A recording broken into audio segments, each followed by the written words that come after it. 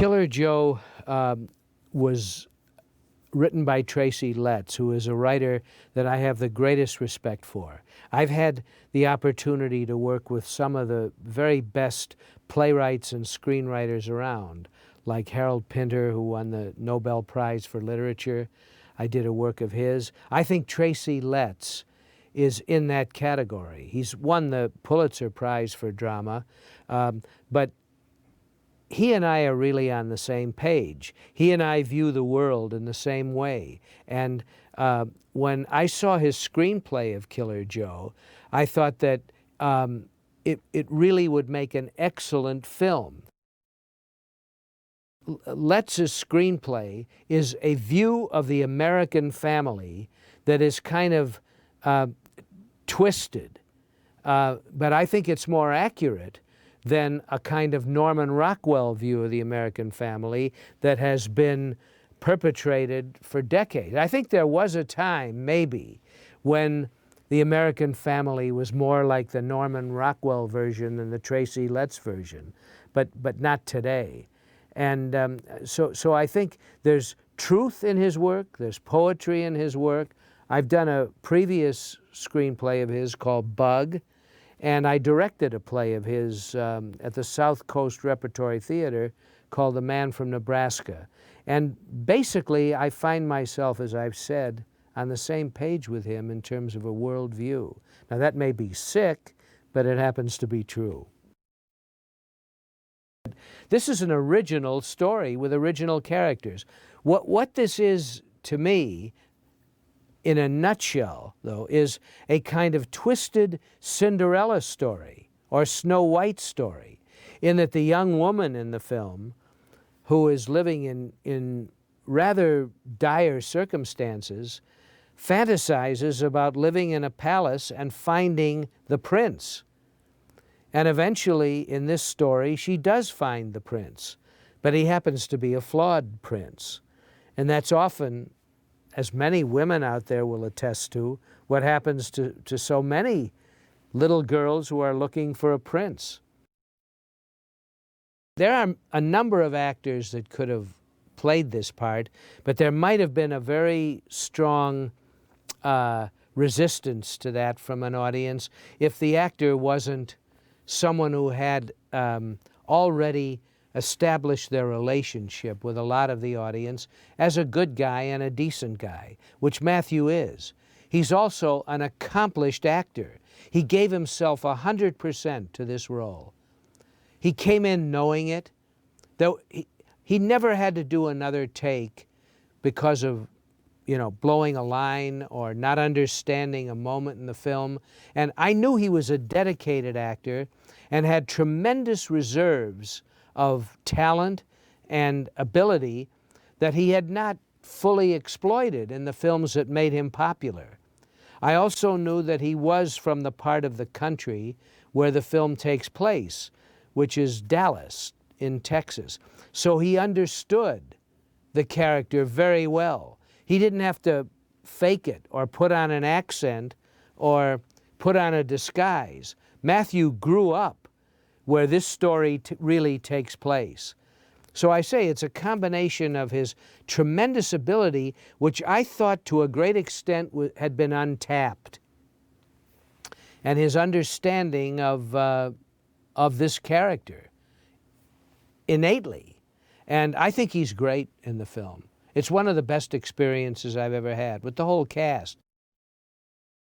Chris he's played by Emile Hirsch, who happens to be one of the best young actors of this or any generation. He reminds me a lot of Montgomery Clift, even James Dean. And he's likable. He's a wonderful, likable, accomplished actor. The character he's playing, for the most part, is on the dark side. He's a guy trying to get ahead. He is without a moral compass. He doesn't really know right from wrong, and he acts impulsively and gets himself in a lot of trouble. First, I get the script, and I was told to read for Ansel, and I read the script, and I didn't see myself as an Ansel, but I thought the script was really good. And then I got the script back and said, no, have a look at it for Joe. And Joe's the character that I liked and felt would be the most right for after the first read.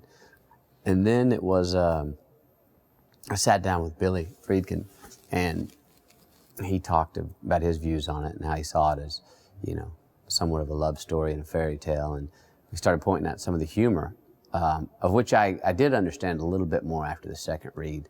And then really kind of took a liking to it from there, because it was one, like you said a minute ago, it is a character like I haven't really done before, and something that I was interested in.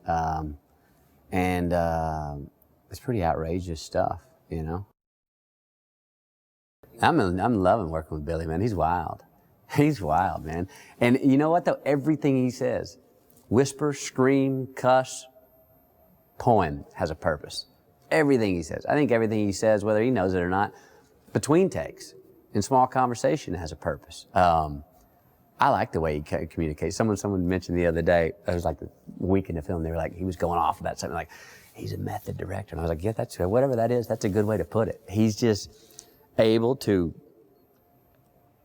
he makes it fun because it's very interactive with him, man. But whatever it is, and he's also learned, I've seen him how he communicates with different actors differently along the way, because he sees what turns them on or throws them off, all with a purpose to get what he wants to out of a scene, out of a moment. There's a lot of things, whether people wince or not, there's a lot of things that families, that this goes on, this story with families that go on all over the place. Not always to the extreme, but there's a lot of things that go on in this story that a lot of families will be able to relate to.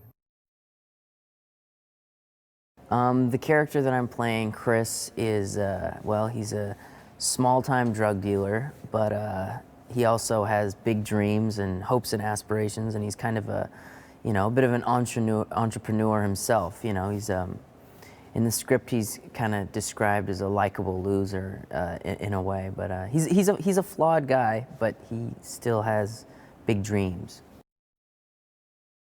Well, what drew me to the role and to the overall film of Killer Joe is just the quality of the writing was so incredible. I had seen August Osage County, which was a play that Tracy Letts had done, and I'd seen it about a year before, and it was like such an amazing play, and the writing was so good, and all the characters were so specific that when this script came along, I was like, oh, cool, who wrote it?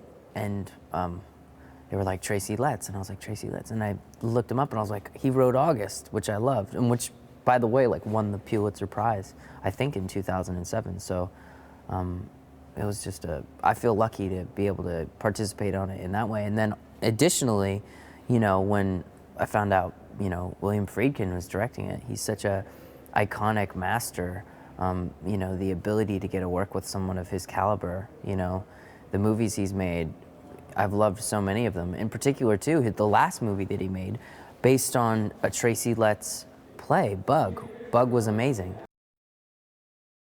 Billy definitely has a standard of excellence that he expects out of everybody, and the level of preparation that he expects out of everybody.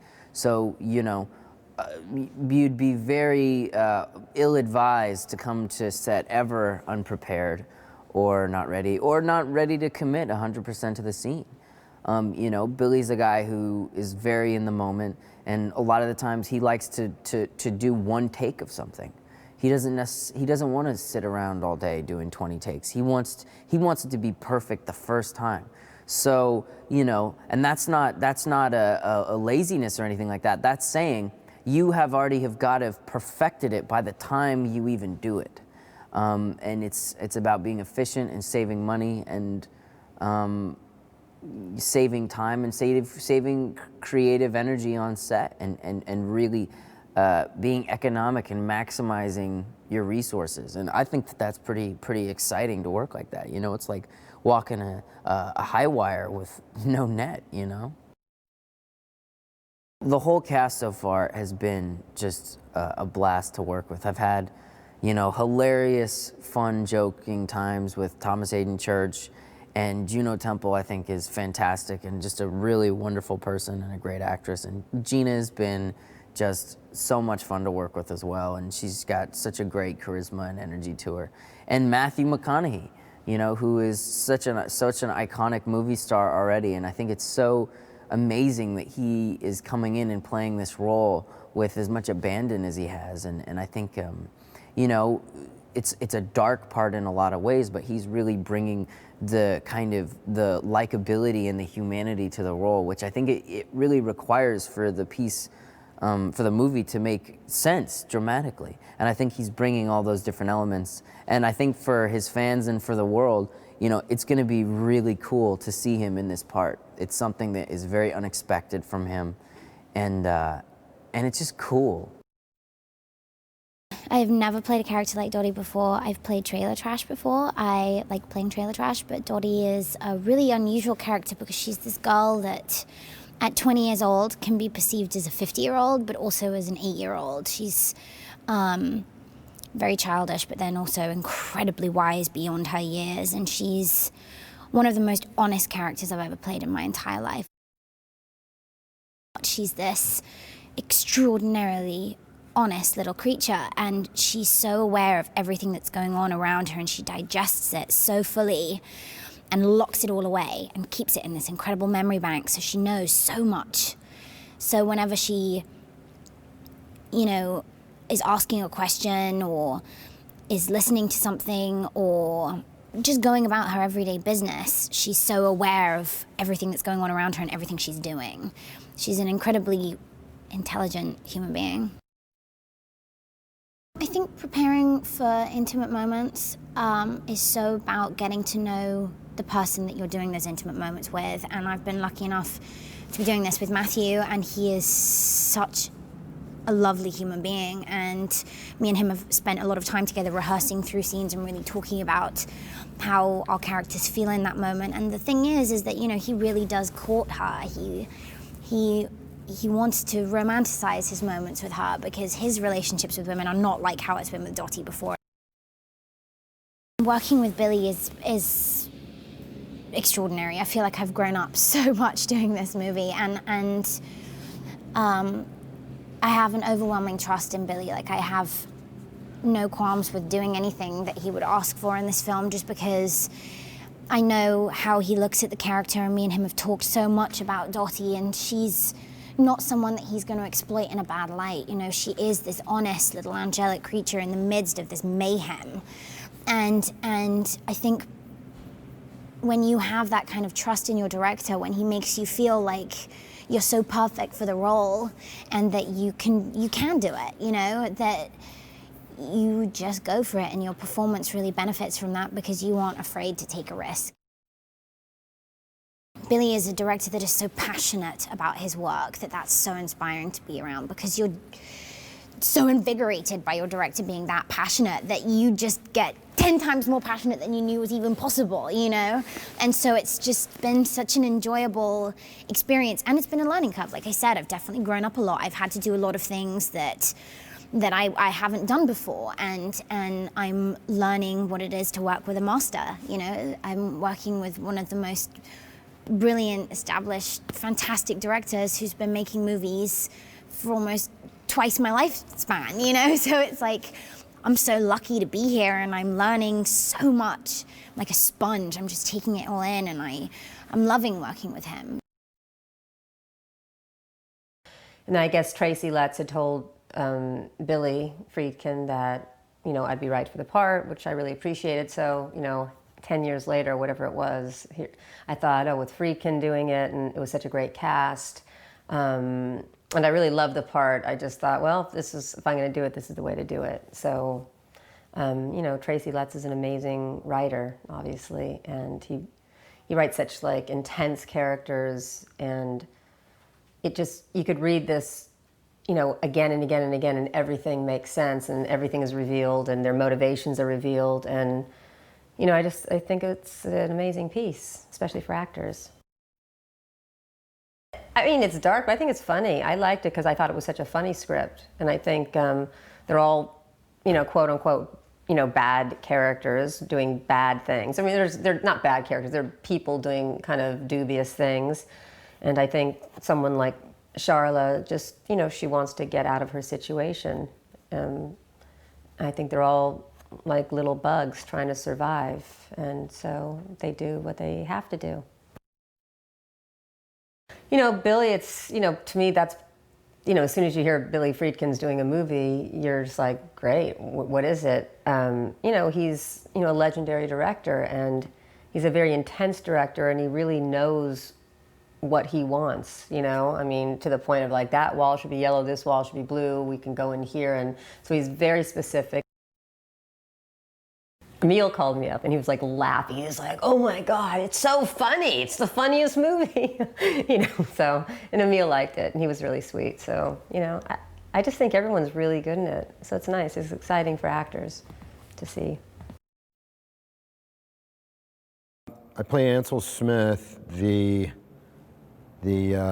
patriarch of the Smith family, and pretty kind of down the middle, blue collar guy, may or may not have been, you know, in prison. And I mean, there's a lot of stuff that the director, Billy Friedkin, and I talked about, you know, just kind of little sort of scant backstory about him, and, you know, but pretty straightforward, kind of a guy that's given up on his dreams and now is just, you know, earning a paycheck and living day to day.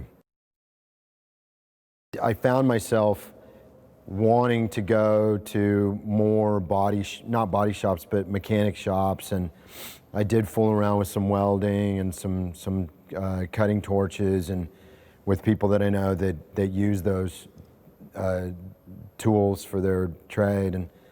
But I just, you know, I mean, because where I live in rural Texas, you know, there is a crossover for sure between Ansel's world at work and a lot of what goes on around me. I don't know that I've ever worked with a director like Billy, who is so thorough in investigating every nuance of who the character is.